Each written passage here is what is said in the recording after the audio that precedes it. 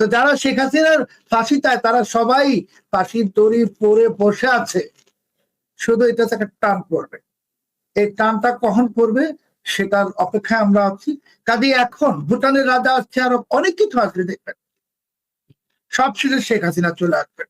এবং শেখ হাসিনা যে আসবেন তার আলামতই হলো আজকে ভুটানের রাজার কথিত যাত্রা বিরতি।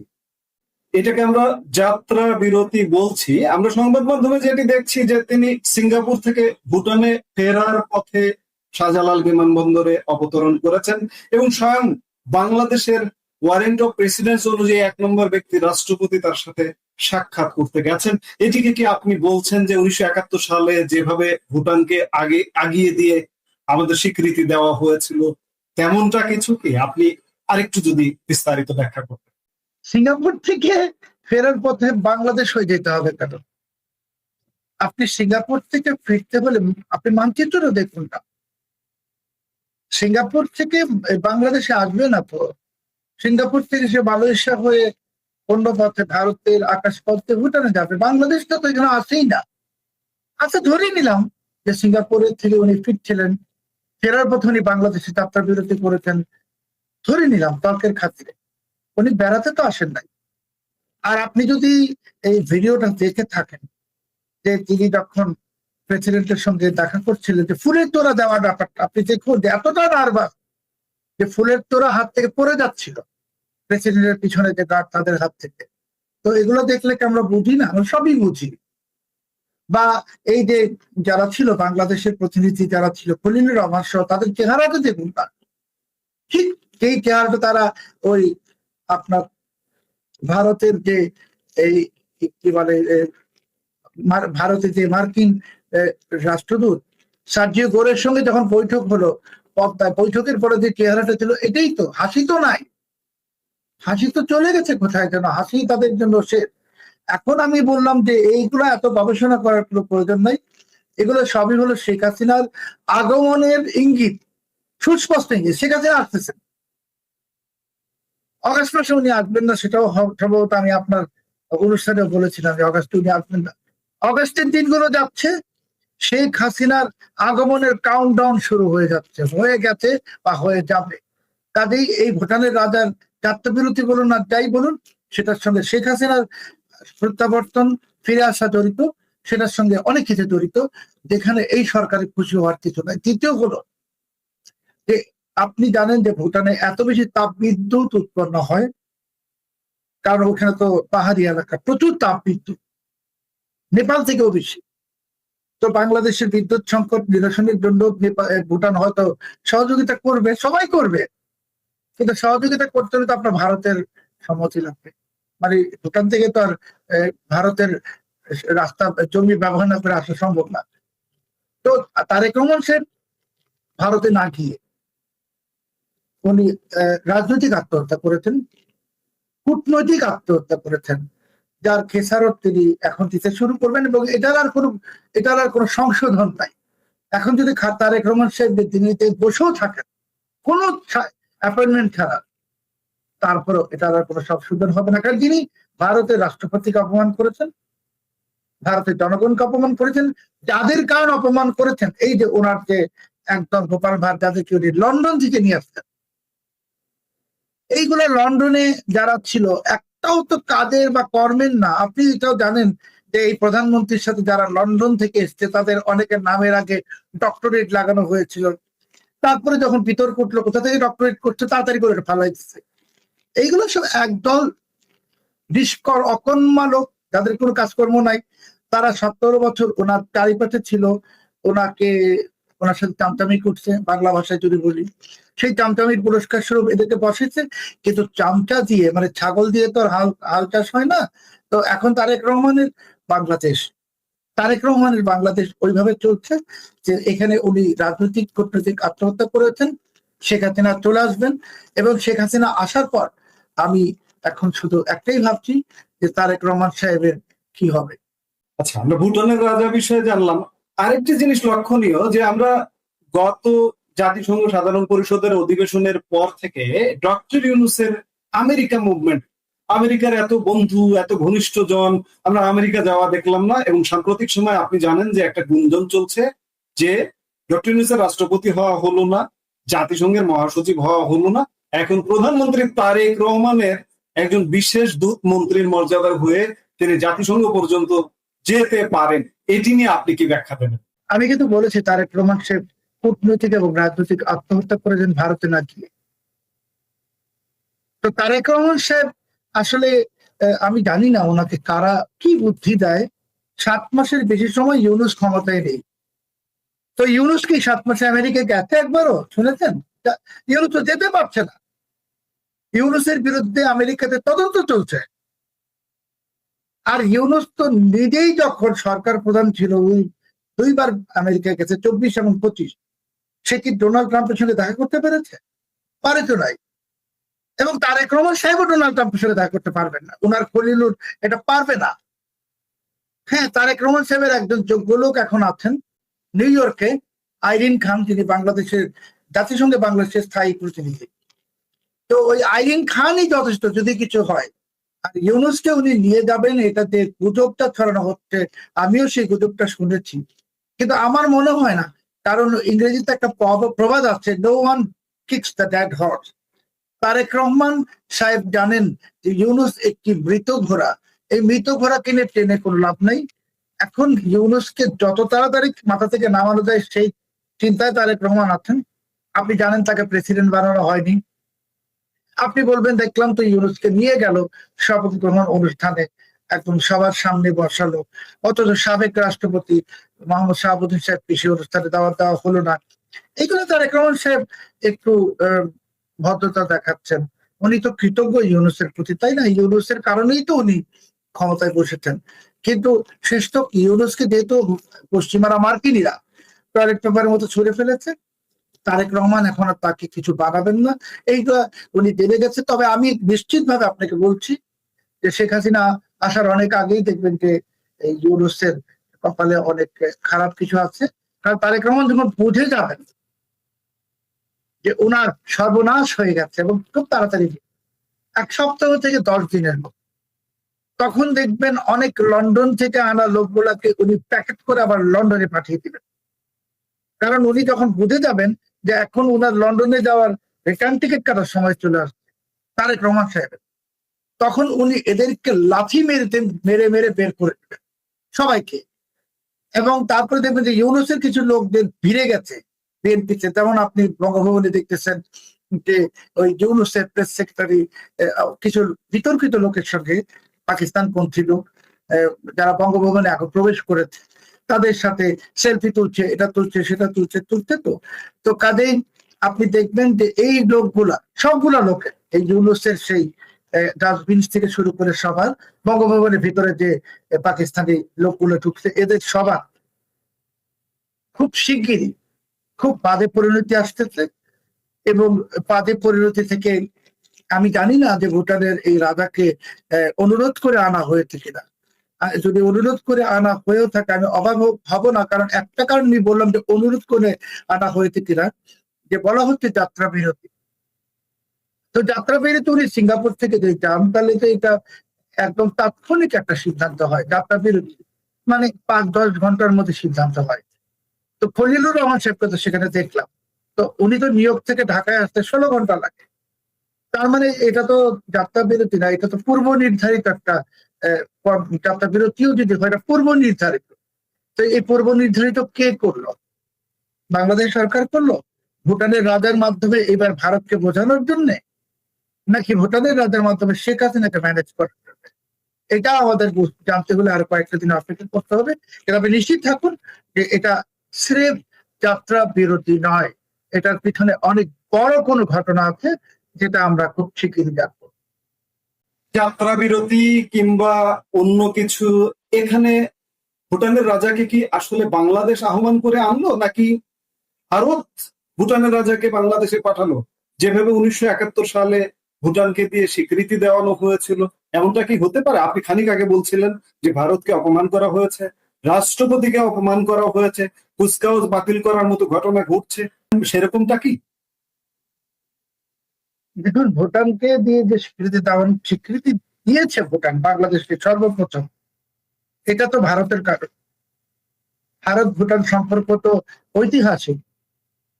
আর যেটা আমি বললাম আপনাকে, যে দেখবেন যে এটার পিছনে অন্য কোনো কারণ আছে। এই ভুটানের রাজা এত আহ, সস্তা জিনিস না যে হুট করে চলে আসছেন। উনি আসছেন শেখ হাসিনার জন্য।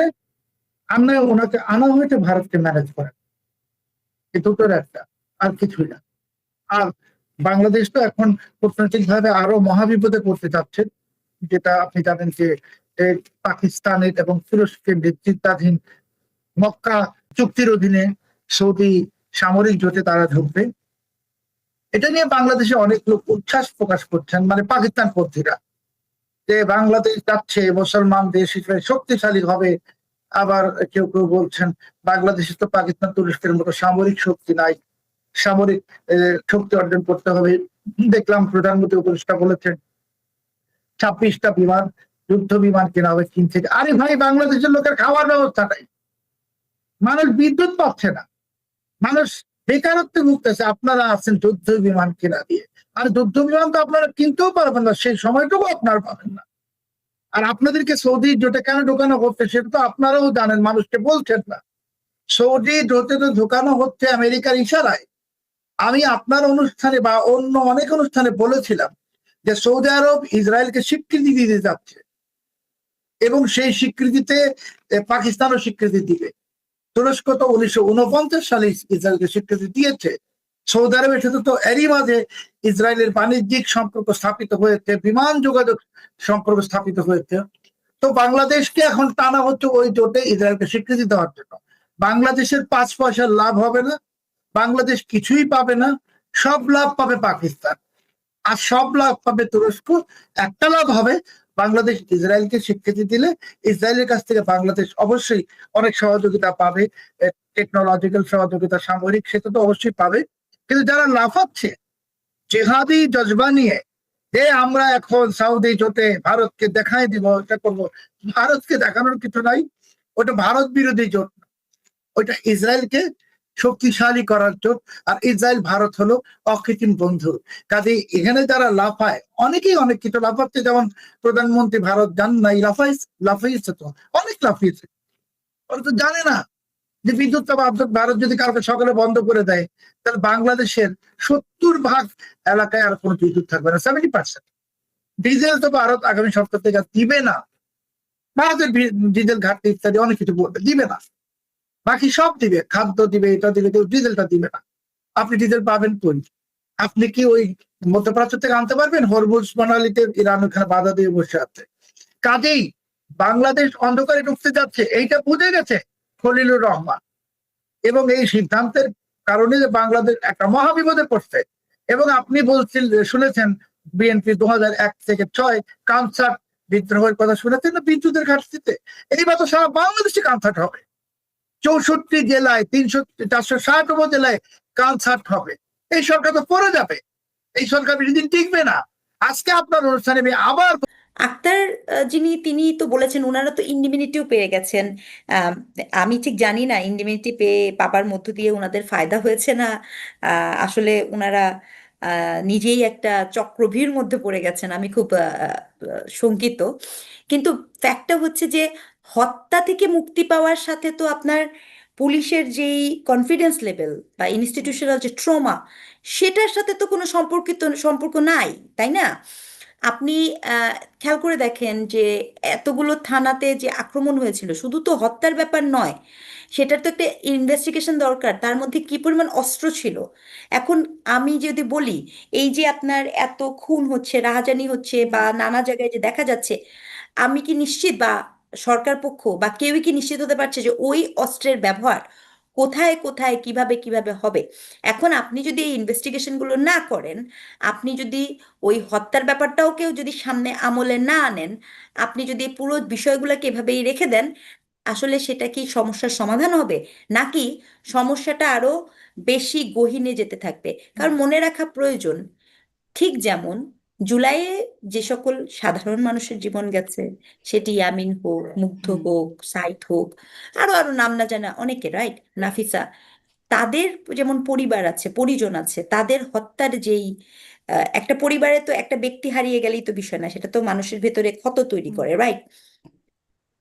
একইভাবে ওই যে পুলিশ, যেই সকল পুলিশ সদস্যদের মারা হয়েছে, হুম। তাদেরও তো একটা পরিবার আছে, তাদের ভেতরও তো ক্ষত আছে, তাদের ভেতরে তো ওই দহন আছে। দহনকে আপনি যদি অ্যাকনলেজ করতে না করেন, আপনি যদি আজকে মনে করেন যে আমি এটাকে ওই যে আওয়ামী ন্যারেটিভ, অথবা বা আওয়ামী লীগ যেমন বলে জুলাইটা হচ্ছে আহ, আহ, মানে একটা ষড়যন্ত্রকারীদের ন্যারেটিভ, এই যে এই যে দুই পক্ষের আলাপটা সমস্যার সমাধান করে না। দুই পক্ষের আলাপটা আমাদের ট্রমাকে আপগ্রেডেড করে, যাতে করে আমরা সময় মতো বিধ্বংসী হতে পারি। এখন এই এই যে যে এই ট্রমা 71 থেকে কমানোর শুরু জন্য নাকি হয়েছে। একটু এই প্রশ্নটাও করি যে এই ট্রমা নাকি কমছে, এই 6 মাসে পুলিশের মনোবল ফিরেছে, এটি বলছেন স্বরাষ্ট্রমন্ত্রী।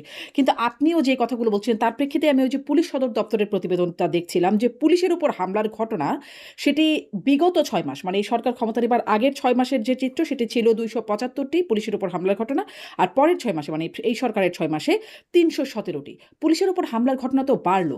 আবার ধরেন এই যে ব্রাহ্মণবাড়িয়ার কদিন আগে যে ঘটনাটা ঘটলো, পুলিশ লাইন্সে একটা মাদক বিরোধী একটা আয়োজন চলছিল, সাংস্কৃতিক আয়োজন চলছিল, পাশে মাদ্রাসা ছাত্ররা সেখানে বাকবিতণ্ডা এবং এক পর্যায়ে হামলা করলো, সেইটা বন্ধ হয়ে গেল এবং তারপরে দেখা গেল 3জন পুলিশ সদস্যকে শাস্তিমূলকভাবে সেখান থেকে প্রত্যাহার করা হয়েছে।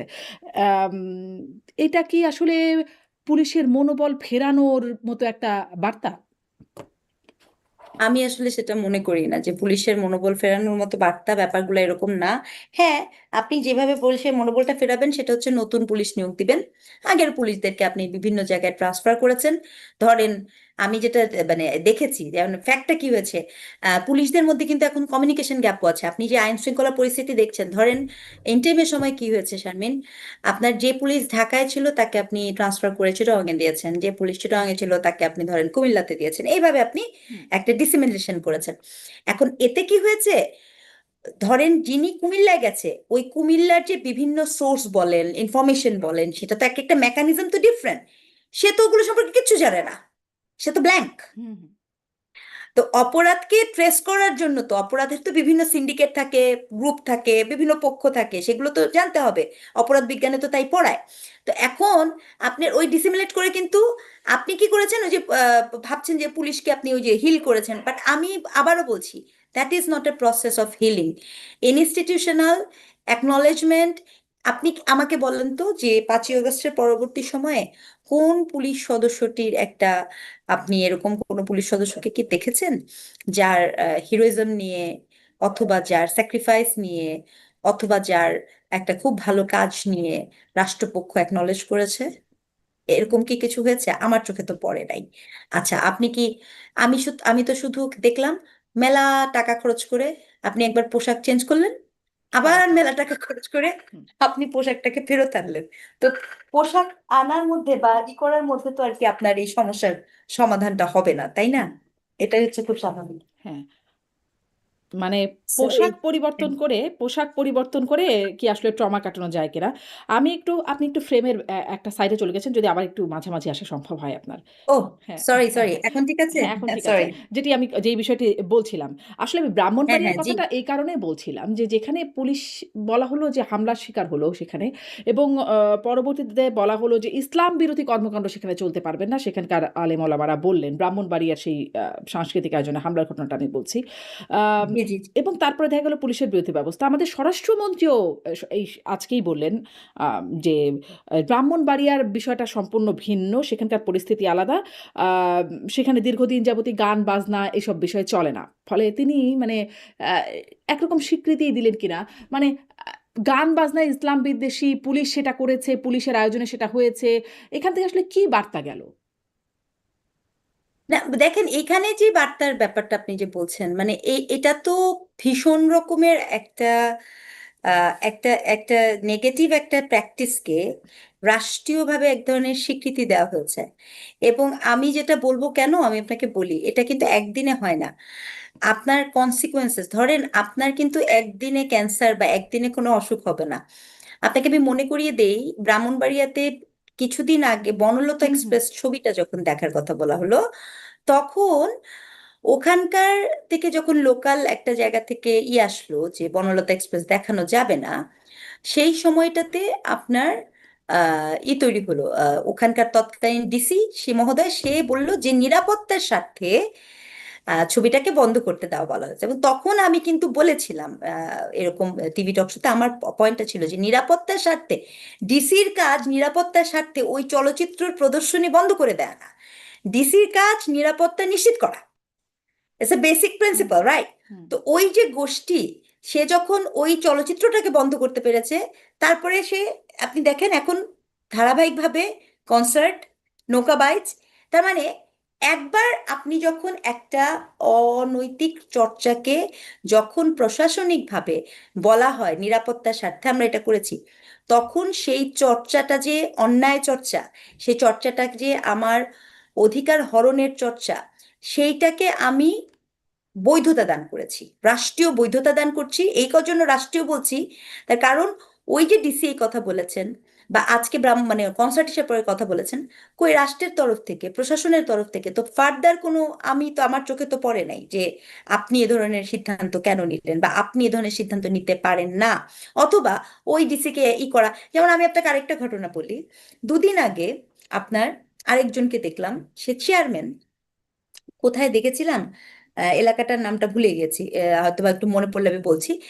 সে এক নারীকে আপনার, সে কিন্তু চেয়ারম্যান, সে একজন নারীকে কোড অ্যান্ড কোড তার পরকীয়ার জের ধরে সালিসি ব্যবস্থার মধ্য দিয়ে জুতা পেটা করেছেন। প্রশ্ন হচ্ছে, পরকীয়া করতে পারেন কি পারেন না সেটা ভিন্ন প্রসঙ্গ, দ্যাটস এ ডিফারেন্ট থিং। আমার প্রশ্ন হচ্ছে, কোন চেয়ারম্যানের কি বাংলাদেশের আইনি ব্যবস্থায় এই এখতিয়ার আছে যে সে কোনো নারীকে জুতা পেটা করতে পারবে? এই ঘটনা ঘটার পরে, এবং এই ঘটনাটা কিন্তু 19 অগাস্টের ঘটনা শারমিন, হুম। বেশি দিনের ঘটনা কিন্তু না। 19 অগাস্টে ঘটনা ঘটার পরে সে 22 অগাস্টে সে সামাজিক যোগাযোগ মাধ্যমে বললো আমার এটা করা উচিত হয়নি, বাস, শেষ হয়ে গেল। কারণ আপনার চেয়ারম্যানের তো একটা, এটা তো একটা প্রশাসনিক একটা ক্ষমতা, রাইট? আপনি তো এইরকম করলে কালকে যে কেউ যে কাউকে মেরে বলবে, পরের দিন ফেসবুকে এসে বলবে আসলে আমার এটা করা উচিত হয়নি। এই যে বোধটা, এই যে ছোট ছোট অ্যাক্ট গুলা যে পরবর্তীতে বিশাল বড় অ্যাক্ট হয়, এটা আমরা মিস করে যাই। আপনি দেখবেন যে পহেলা বৈশাখ নিয়ে আপনি তো বিশাল তামাশা তো হয়েই আসছে, সেটা তো আজকে না যে পহেলা বৈশাখ করা যাবে না ইত্যাদি ইত্যাদি। তো তখনও আমার বক্তব্য খুব স্পষ্ট যে আজকে যখন আপনি পয়লা বৈশাখের পেছনে ইত্যাদি ইত্যাদি যুক্তি আনছেন, সেটা নিয়ে আমরা বিশাল আবদার করতে পারি, হ্যাঁ পলিটিক্যাল ইত্যাদি ইত্যাদি। তখন আপনি শুনেন নাই যে পহেলা বৈশাখ আসলে এরকম ছিল না, পহেলা বৈশাখ ডিফারেন্ট ছিল, এটার নাম ডিফারেন্ট ছিল, শোভাযাত্রা ছিল, মঙ্গল বাদ দিতে হবে, এগুলো এগুলো শুনেছেন তো। কিন্তু আমাদের বোঝাপড়া বলে যখন আপনি কোনো একটি উৎসবকে যখন এভাবেই করেছেন, তার যে কনোটেশন, তার যে রাজনীতি, তার যে ডিসকোর্স তৈরি করার প্রবণতা, ওই পয়লা বৈশাখ তো পয়লা বৈশাখ, এখন আপনার ঘুড়ি উৎসবে সমস্যা, এখন আপনার নৌকা বাইচে সমস্যা, হ্যাঁ, আমাদের কালকে আমার এবং আপনার শাড়ি পরাতে সমস্যা হবে। এটা কিন্তু এমনি এমনি আসে না। আমরা যারা রিসার্চ করি, আমাদের দেশে তো রিসার্চারের কোনো দাম নাই, আপনি ডাকছেন আমরা আসছি, আমাদের কথা তো লোকে শোনে না। কাবুল বিশ্ববিদ্যালয় আফগানিস্তানে আপনার ওই সময়টার দিকে 80 এবং 90-এর দশকে ভীষণ অন্যরকম ছিল, ভেরি মডার্ন, ভেরি ডিফারেন্ট। সেই কাবুল বিশ্ববিদ্যালয়ে যে অবস্থায় ছিল, ওখানেও কিন্তু আপনার এরকম স্লোলি স্লোলি, আমি খুব স্লোলি স্লোলি বিষয়গুলোকে নিচ্ছি, এই ধরনের একটা বিষয় আসছে। কিন্তু এই যে স্লোলি, আপনি দেখবেনও যে সুনির্দিষ্ট পলিটিক্যাল গ্রুপের লোকজন বলে যে আমরা স্লোলি স্লোলি পরিবর্তন করব।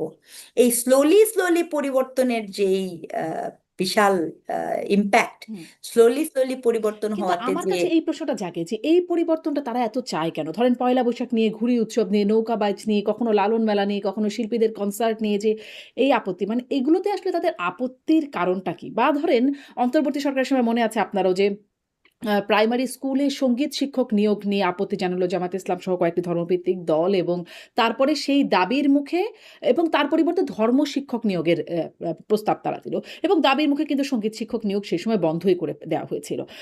এই যে সঙ্গীত, গান, বাজনা, এগুলো মানে এতে এতে তাদের এত বিরোধিতা কেন? এমন বিরোধিতা তো ধরেন ঘুষ, দুর্নীতি বা তাদের নিয়ন্ত্রণাধীন প্রতিষ্ঠান মাদ্রাসাগুলোতে যখন ধর্ষণ, বলাৎকারের ঘটনা ঘটছে, তখন কি তাদেরকে এত শক্ত ভয়েস দেখা যায়? মানে সব সমস্যার একটা মূলে গান বাজনা কেন মনে হয়? এটার কি কোনো ব্যাখ্যা আছে? না না, এইটার ব্যাখ্যাটা খুব ডিফারেন্ট। কারণ হচ্ছে কি, আপনি এখানে তো খুব পলিটিক্যাল একটা ফিলসফি আছে। প্রথম কথা কিন্তু এখানে একটা পলিটিক্যাল ফিলসফি আছে। আপনি যেই মুহূর্তে গান বাজনাকে, উৎসবকে অ্যাকনলেজ করেন, ঠিক সেই মুহূর্তে আপনি তাদের যে একটা পলিটিক্যাল ফিলসফি আছে, সেই ফিলসফির অপোজিটে পজিশন নিচ্ছেন। অর্থাৎ দুইটা দুই পন্থী, দুইটা কিন্তু দুই পন্থার। কেমন? হুম। আমি আপনাকে সহজ করে বলি। ধরেন, যেই যখনই আপনি গান বাজনার কথা বলবেন, ছবির কথা বলবেন, ওটা তো আপনার সৃষ্টিশীলতাকে এনহ্যান্স করে। ইটস এ ক্রিয়েটিভ চর্চা, তাই না? হুম। আপনার ক্রিয়েটিভিটির দ্বার খুলে, এবং সেক্ষেত্রে আপনার সহনশীলতার মাত্রা বাড়ে, আপনার বৌদ্ধিক জগতের বিকাশ ঘটে। ঠিক আছে? অন দ্য কন্ট্রারিতে আপনি একটা এমন ন্যারেটিভে বিশ্বাস করেন, this a big meta narrative. সেই মেটা ন্যারেটিভটা এরকম যে আমি আপনার উপরে, এটা ছাড়া আর কোনো কিছু এক্সিস্ট করে না, মানে এটাই হচ্ছে একমাত্র দুনিয়াটা, মানে এখানে আর কিছু করা যাবে না। এটা যখন আপনি এই ন্যারেটিভের ভিতরে অনুপ্রবেশ করবেন, তখন খুব স্বাভাবিকভাবে ওই যে গান বাজনা যাহা কিছু আছে, তাহার সাথে আপনার কন্ট্রাডিকশন হবে। এখন আপনি বলতে পারেন যে অন্যান্য ধর্মেও একই গল্প হয়। এটা কিন্তু শুধু আমাদের ধর্মকেন্দ্রিক বিষয় নয়। আপনি যদি আহ হিন্দু ধর্ম কথাও আপনি আনবেন, যখন দেখবেন যে সেখানেও একই গল্প। সেখানে কিন্তু ধর্মীয় চর্চাগুলোকে এতটাই এমফাসাইজ করা হচ্ছে যে এই ধর্মীয় চর্চার যে একটা নেগেটিভ ইম্প্যাক্ট আছে, সে কিন্তু সেটা দেখে না। তাদের ধর্মীয় চর্চারও তো নেগেটিভ ইম্প্যাক্ট আছে। আপনাকে, মানে আপনি যত যেমন মনে করেন, আপনি জানেন যে দীর্ঘদিন এই যে বৃন্দাবন, যেখানে আপনার ইসেরা থাকে, বিধবা নারীরাদেরকে রাখা হয় কাশী বা বৃন্দাবনে, সেখানে তো আপনার কখনো হোলি খেলা হয়নি, মেয়েদেরকে হোলি খেলতে দেওয়া হয়নি, তাই না? কারণ রং ছোঁয়া যাবে না। এটা তো একটা সোসাইটির একটা রক্ষণশীলতা। আপনি দেখবেন মোরাল পুলিশিং ওখানে বিশাল পরিমাণে, যে যারা হিন্দু রিলিজনে আপনি লিভ টুগেদার বলেন, বড় ক্ষেত্রে মোরাল পুলিশিং তারাও করতে দেয় না, এরাও করতে দেয় না। পার্থক্য কিন্তু বেশি না।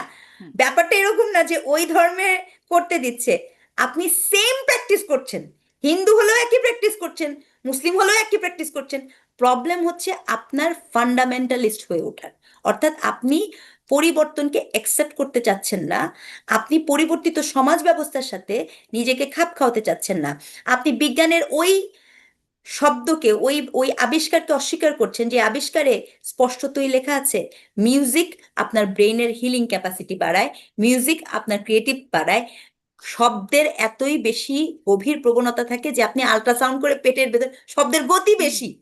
আমরা সেইটাকে, আপনি অস্বীকার করে যতক্ষণ করতে থাকবেন, আপনি বলতে থাকবেন যে গানা বাজনা হারাম, এইটা বাদ্যযন্ত্র ভেঙে দাও, এটা ভেঙে দাও। আপনি ভুলে যান যে আজানের যে শ্রুতি মধুরতা থাকে, তার মধ্যেও স্বরলিপির সপ্তসুর নিহিত থাকে। এটা তো আপনি অস্বীকার করতে পারবেন ভালো না। বলেছেন আপনি। এই যে আপনি ফান্ডামেন্টালিজমের কথা বলছেন, মানে ফান্ডামেন্টাল বা মৌলবাদ, তারপরে তার থেকে একটু বেশি গেলে উগ্রবাদ, তার থেকে আরেকটু বেশি গেলে জঙ্গিবাদ, এরকম করে যে মাত্রায়, মাত্রায় বেড়ে যাচ্ছে। ইদানিং আমাদের দেশে বেশ সম্প্রতি কিছু বোমার ঘটনা দেখলাম। বোমা আতঙ্ক একটা বিরাজ করলো। আবার জাতিসংঘ বলল যে আল কায়দার উপস্থিতি। যদিও আমাদের স্বরাষ্ট্রমন্ত্রী বিষয়টাকে অস্বীকার করে, এটাকে আমলে নিচ্ছেন না। মানে আপনার কাছে কি মনে হয় যে এটি আসলে আমলে না নেবার মতো কোনো অবস্থা? মানে এখন আমাদের দেশে যে অবস্থা, আমলে না নিলেও চলে? না, আমি আমি সেটা মনে করি না। তার কারণ কি, দেখেন, স্বরাষ্ট্রমন্ত্রীর যা বলার কথা তিনি এটা বলবেনই। এবং এটা এটা না খুব অদ্ভুত, মানে এটা হয়তো বা রাষ্ট্র পরিচালনার একটা টেকনিকও হতে পারে, যে আপনি প্যানিক ছড়াতে চাচ্ছেন না। আচ্ছা। আমি যতটুকু বুঝি, আপনি তো একটা ক্রাইসিসকে, হুম। যখন রাষ্ট্র ক্রাইসিস থাকে, ক্রাইসিস বলে দেওয়ার মধ্যে কিন্তু আমি মনে করি, ইন পার্টিকুলার বাংলাদেশের মতো জাতি রাষ্ট্রের মানুষকে, বিশেষ করে 5ই আগস্টের পরে আমি যে মানুষদেরকে দেখেছি, হ্যাঁ, I am very sorry, with due respect, আমি দেখিনি যে তাদেরকে ম্যাচিউরিটির সাথে যে হ্যান্ডেল করার ক্যাপাসিটি জিনিসপত্রকে। তো যে রাষ্ট্রে আপনার চিন্তা চেতনাগুলো এরকম হয় যে সমস্যা আসলে আমি আরো বেশি, ধরেন কোনো কিছুর দাম বেড়ে যাবে শুনলে আমরা কি করি, ওইগুলো মজুত করতে থাকি। হুম। আমার রাষ্ট্র তো এটাই, তাই না? দাম বেড়েছে, তো তেলের দাম বেড়েছে, আমি তেল মজুত করি, পানির নিচে ট্যাঙ্কিতে দরকার হলে তেল রেখে হুম। দিব, গাজী ট্যাঙ্কি নিচের ভিতরে তেল রেখে দিব।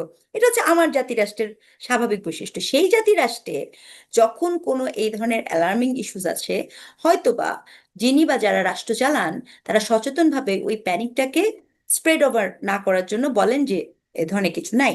কিন্তু আমি আপনার সাথে বলতে চাই, আমার স্পষ্টতই মনে আছে যে আপনার নিশ্চয় হোলি আর্টিজানের কথাটা মনে একদম। আছে।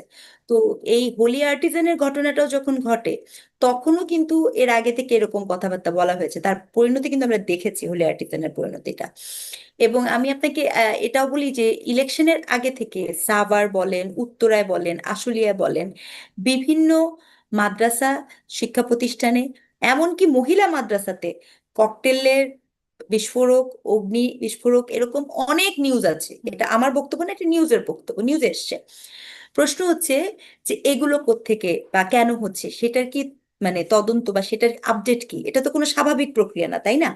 আচ্ছা, আপনি আরো জানবেন এই ইন্টারিম সময়কালীন সময়ে পাকিস্তান, আফগানিস্তান, এসব জায়গার যে সকল নেতারা সেসব দেশে নিষিদ্ধ জঙ্গি সংগঠনের সাথে যুক্ত এবং সেসব দেশে পর্যন্ত তারা মুভ করতে পারে নাই, তাদেরকে ঢাকা শহরে দেখা গেছে, এটাও নিউজ পেপারের রিপোর্ট আছে। তাহলে এই ঘটনাগুলো যখন ঘটেছে, ইউএন যখন এই আশঙ্কা তৈরি করেছে, তখন স্বরাষ্ট্রমন্ত্রী মহোদয় তার জায়গা থেকে বলতে পারেন হুম। যে এরকম কিছু দেখছি না, কিন্তু আমি একজন সচেতন নাগরিক হিসেবে সেটা আমলে না নেওয়ার মতো কিছু দেখছি না। হুম। কিন্তু এটা আপনি যে একটা বরঞ্চ কৌশল আমার কাছে মনে বললেন, হচ্ছে আরো বেশি। আপনি যে একটা কৌশল বললেন, মানে এই কৌশলটা আমরা আগেও দেখেছি। মানে ধরেন এক্স্যাক্টলি, আমি সেটাই বললাম, কিন্তু একই আমি কৌশল। আসলে এই কথাটা বলছি যে আসলে কৌশলটা কতটা কার্যকর। কারণ আমি এই কথাটা এজন্য প্রশ্নটা করছি। ধরেন শুধুমাত্র ওই যে জাতিসংঘের প্রতিবেদন আসলো, স্বরাষ্ট্রমন্ত্রী বললেন যে সেটি আমলে নিচ্ছেন না। কিন্তু জাতিসংঘের প্রতিবেদন যখন আবার ৫ই আগস্টের ঘটনা ওই সময় নিয়ে যেটি দেওয়া হলো, সেটিকে আবার খুব আমলে নিলেন। টিআইবি যখন প্রতিবেদন দিয়ে বলল যে আইন শৃঙ্খলা পরিস্থিতি নিয়ে উদ্বেগ, তখন স্বরাষ্ট্রমন্ত্রী বলছেন যে সেটি নির্ভরযোগ্য না, কারণ তারা আসলে তদন্ত তাদের নিজস্ব তদন্তের উপর করে না। কিন্তু যখন টিআইবি আবার আওয়ামী লীগ সরকারের সময় তাদের নিয়ে প্রতিবেদন দিত, তখন আবার সেটা খুব প্রশ্নাতীতভাবে গ্রহণ হতো। এমনকি অন্তর্বর্তী সরকারকে যখন সবচেয়ে দুর্নীতি হয়েছে অন্তর্বর্তী সরকারের সময় এটা বলা হলো, টিআইবি বলল, স্বরাষ্ট্রমন্ত্রী সেটি সংসদে রেফার করলেন টিআইবির সেই প্রতিবেদনকে। মানে কৌশলটা আসলে কতটা কার্যকর? এ পাশে থাকলে একরকম কথা, ওই পাশে থাকলে ঠিক ঠিক একই রকম, মানে যারা এই পক্ষে যারা থাকে তাদের মুখ থেকে একই রকম কথা বলে, আবার অন্য পক্ষে যারা যে সময় থাকে তাদের মুখ থেকে একই রকম কথা বের হয়। কৌশলটা কতটা কার্যকর? না না, এটা আমি আপনাকে সেটাই বলছি যে যে বা যারা রাষ্ট্র পরিচালনা করে, বুঝছেন, তাদের প্যাটার্ন মানে সিমিলারিটিসটা অনেকটা আপনি একই ধরনের পাবেন, হুম। Nothing different. এটা হওয়ার পেছনে আপনি আমাকে বলেছেন কৌশলটা কতগুলো কাটবে। এইটার সংকটটা যেটা হয়েছে যে আমাদের আহ, একটা একটা চরিত্র আছে, সে ক্যারেক্টারটা এরকম যে আপনি যখন একটা গভর্নমেন্ট, আপনি যেহেতু এখন বাইরে আছেন, আপনি জানেন যে অ্যাটলিস্ট আপনার একটা মেয়াদ ভিত্তিক গভর্নমেন্ট থাকে, সে সুনির্দিষ্ট মেয়াদের পরে আরেকটা হুম। ইলেকশন সে দিবে। আমাদের চরিত্রটা হচ্ছে যে যেই মুহূর্তে কেউ হুম। বসলো, পরের দিন থেকে আমরা, আমাদের মূল উদ্দেশ্য হচ্ছে এটা থাকে না, হুম। সমস্যার সমাধান করা থাকে না, উদ্দেশ্য থাকে কিভাবে আমরা নিচে নামাবো।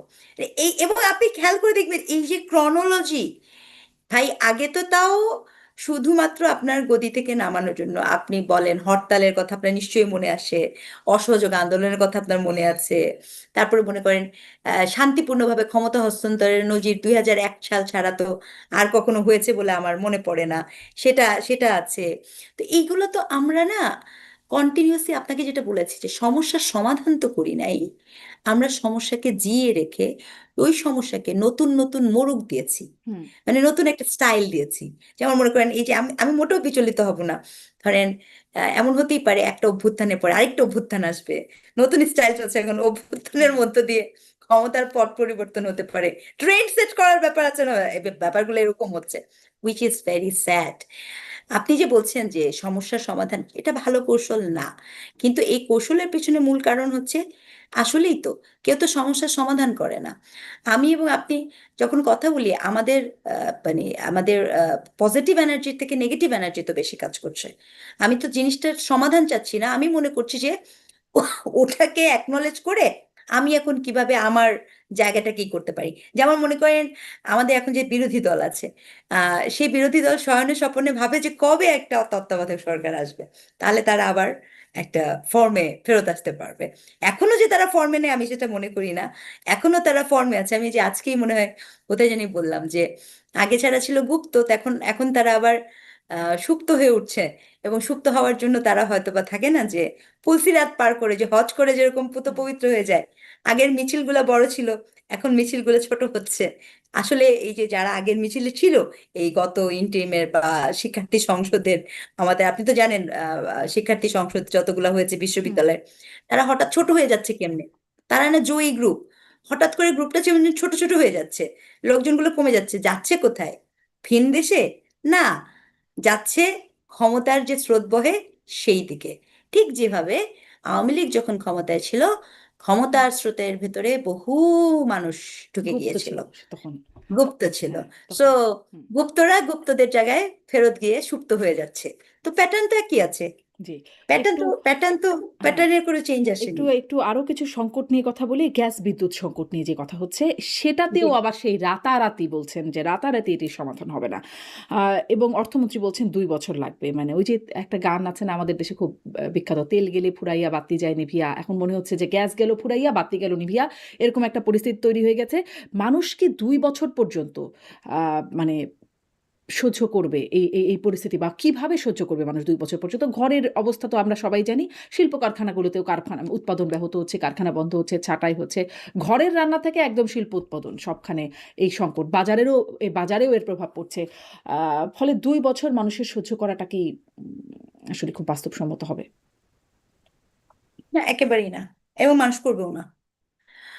মানুষের পক্ষে, মানে সাধারণ মানুষ করলেও করতে পারে, মানে সাধারণ মানুষ বলতে আমি বোঝাচ্ছি যে ফ্যামিলি ফেসে, মানে গৃহস্থালী পর্যায়ে হাউস হোল্ড ফেসে যে ধরনের ইয়ে আছে, সেটা সহ্য করে নিবে। কিন্তু মিল, ফ্যাক্টরি এগুলো যখন বন্ধ হয়ে যাবে, আপনি ওই যে আমাকে প্রথমে বলছেন আইন শৃঙ্খলা পরিস্থিতির কথা, তো আপনি বলেছিলেন, ওটা একটা তো আরেকটার সাথে খুব কানেক্টেড।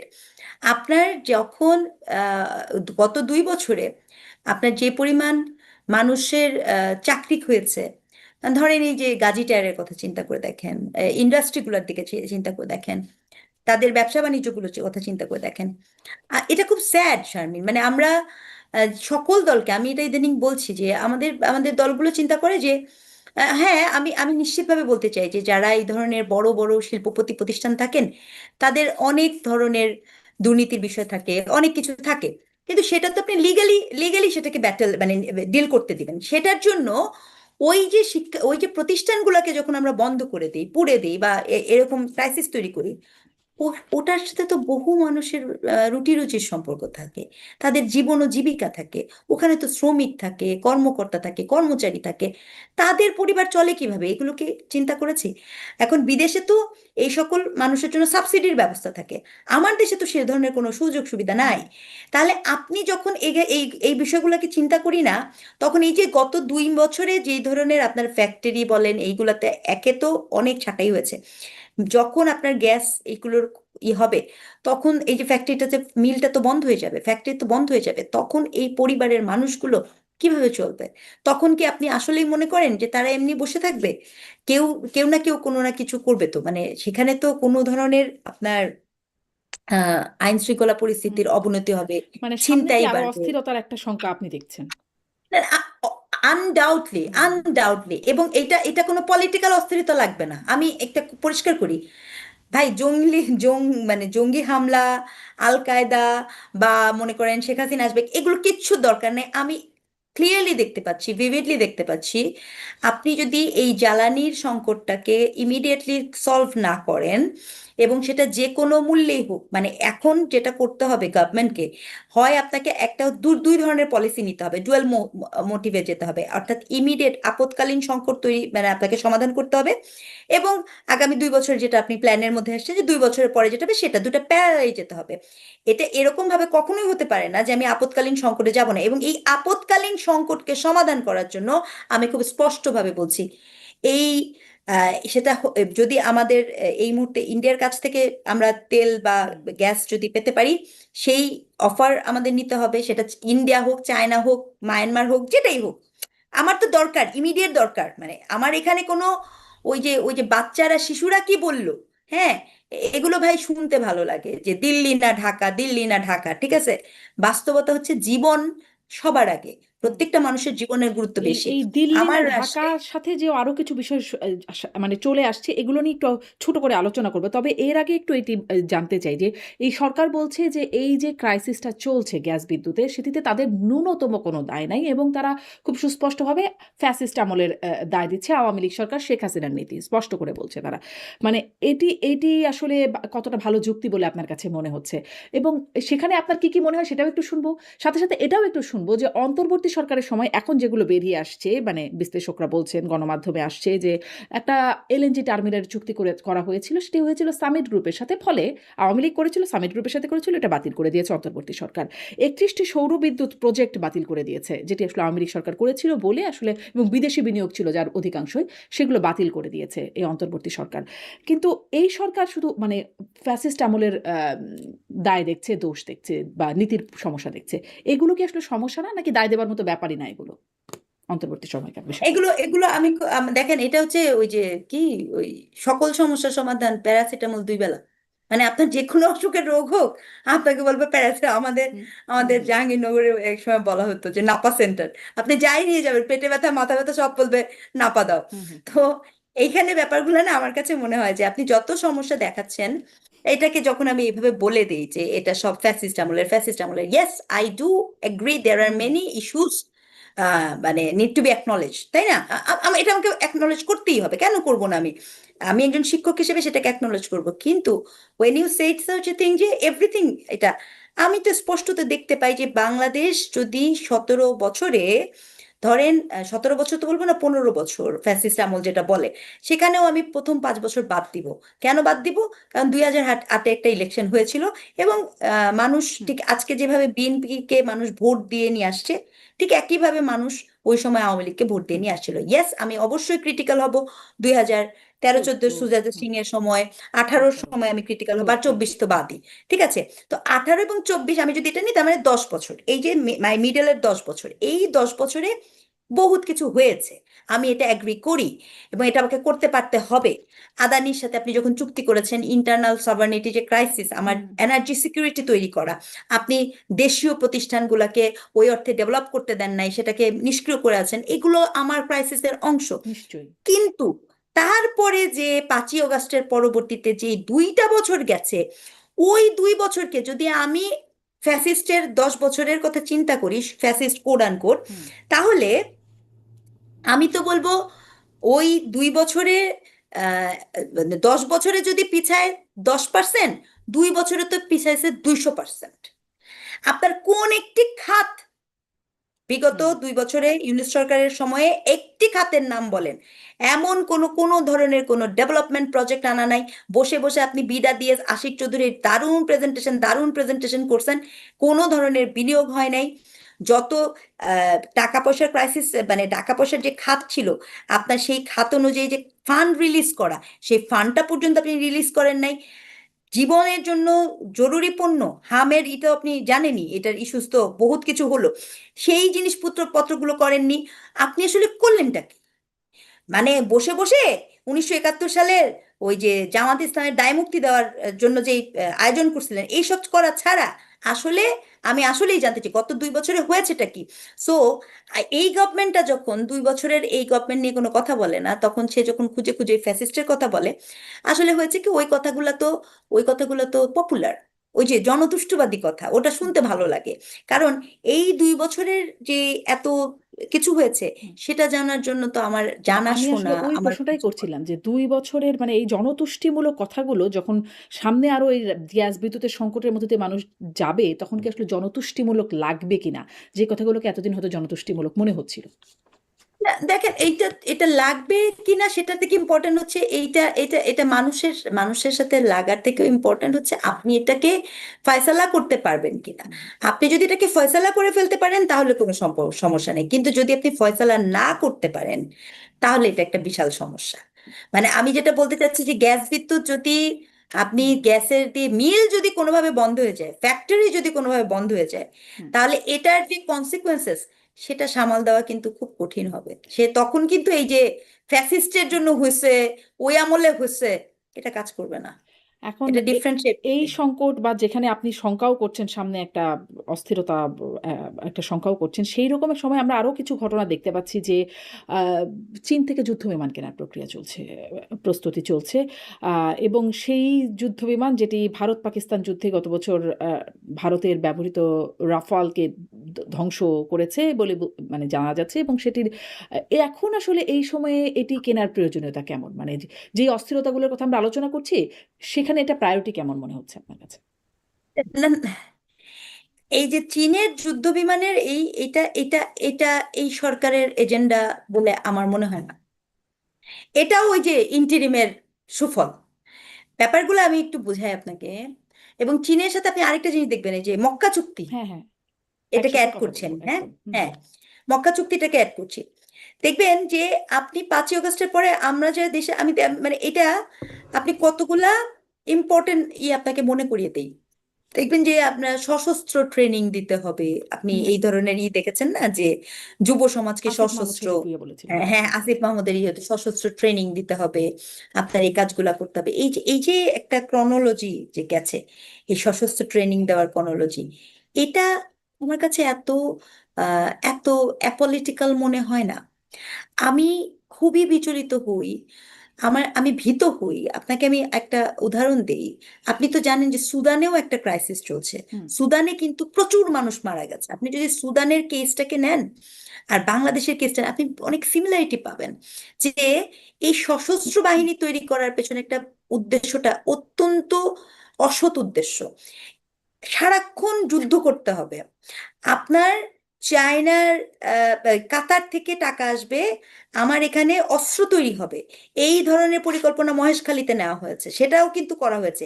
অর্থাৎ আপনি আহ কোনো উন্নয়নমূলক কাজ না করলে কি হবে, বিধ্বংসীমূলক যত কিছু হতে পারে, যাহা কিছু আমার রাষ্ট্রকে একটি বিধ্বংসীমূলক রাষ্ট্র হিসেবে প্রতিষ্ঠা করে, সেই সকল প্রজেক্টগুলো ইন্টারিমের সময় গোপনে অগোচরে সামনে ছলচাতুরির মধ্য দিয়ে এমন ভাবে নেওয়া হয়েছে, যেটার পরিণতি আপনি মার্কিন বাণিজ্য চুক্তি দেখেন। আপনি এখন মার্কিন বাণিজ্য চুক্তি যে হচ্ছে, আপনি দেখেননি কি তড়িঘড়ি করে মার্কিন বাণিজ্য চুক্তির এই এই পুরো জিনিসগুলোকে করা হয়েছে, কনফার্ম করা হয়েছে। তা আমার আমার এই জন্য ধারণা যে চীনের যুদ্ধ বিমান, আমি যুদ্ধটা করব কার সাথে? যেখানে আমি 3 লক্ষ কোটি টাকা আমার বিদ্যুৎ খাতের লোন, যেখানে আমার এত টাকার ভর্তুকি, যেখানে আমার বাজেটের অবস্থা এখানে, যেখানে আমার জ্বালানি সংকটে আমি সকাল বিকাল নাখানি চুবানি খাচ্ছি, সেই জায়গাতে আমি যুদ্ধ বিমানটা কিনবোটা কেন? কি এমন যুদ্ধ এই মুহূর্তে আমার প্রয়োজন? 1 নাম্বার। 2 নাম্বার, মক্কা চুক্তিতে আপনি যদি মক্কা চুক্তির ইটা দেখেন, মক্কা চুক্তির মধ্যে কারা কারা আছে? আপনি মক্কা চুক্তির মধ্যে ওখানে কি বলা আছে? ওখানে পাকিস্তান আছে, ওখানে সৌদি তুরস্ক, আরবিয়া সৌদি আছে, আরব। হ্যাঁ ওখানে তুরস্ক আছে। আচ্ছা, মক্কা চুক্তির আপনার যদি ইগুলো দেখেন, তার এক মধ্যে একটা খুব ইন্টারেস্টিং এবং যেটা খুব প্রবলেমেটিক, সেটা কি? প্রথম কথা হচ্ছে এইটাকে অনেকে বলছে মক্কা চুক্তি হচ্ছে ন্যাটোর মতো। একেবারেই না। কারণ আপনি কিন্তু এখানে কোনো ইনস্টিটিউশনাল ফর্মার পাবেন না, যেটা ন্যাটোর ক্ষেত্রে ইনস্টিটিউশনাল আকারে কাজ করে। ওখানে একটা ডায়লগ আছে এরকম, যে যদি এই দেশগুলোর সাথে কোনো দেশের যুদ্ধ বা দ্বন্দ্ব তৈরি হয়, তখন অটোমেটিক চুক্তিতে সাইন করা দেশগুলা তার শত্রুতে পরিণত হবে।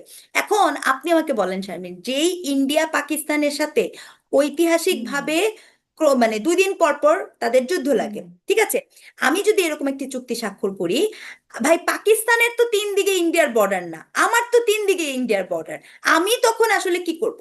তার মানে কি, এই বিষয়গুলোকে আমি এত অ্যাপলিটিক্যাল দেখতে চাই না। আমার কাছে এখানে সুস্পষ্টভাবে মনে হয় যে আপনি একটা মানে আমার ভূখণ্ডটাকে আমি একটা ব্যাটল গ্রাউন্ড হিসেবে ব্যবহার করার একটা যে পররাষ্ট্রগত যে ষড়যন্ত্র আছে, সেটার মধ্যে কি আমি পা দিয়েছি কিনা, অথবা পা দেওয়ার জন্য যেই উদ্দীপক তৈরি করা দরকার, সেই সকল উদ্দীপক নিয়ে আমি হাজির হয়েছি কিনা।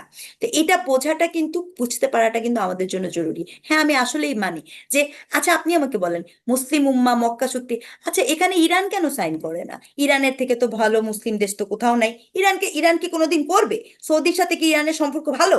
আচ্ছা, এই হরমুজ প্রণালী দিয়ে না তেল আসে যায়, আপনি কি মনে করেন এরকম কোনো কিছু হলে, যে সৌদি আমেরিকার সাথে কানেক্টেড এবং ইরানের সাথে সমানে যুদ্ধ হচ্ছে, ইসরায়েলের সাথে আপনার কি মনে হয় যে তখন ইরান বলবে যে না আমি তোমাকে এক্সকিউজ করব? মানে আমি আসলে কমন সেন্স গুলো বুঝি না। আচ্ছা, তারপরে আপনি এদিকে চিন্তা করে দেখেন যে এই পুরো প্রক্রিয়াটার মধ্যে আপনার আহ ইসে ওটাকে কি বলে,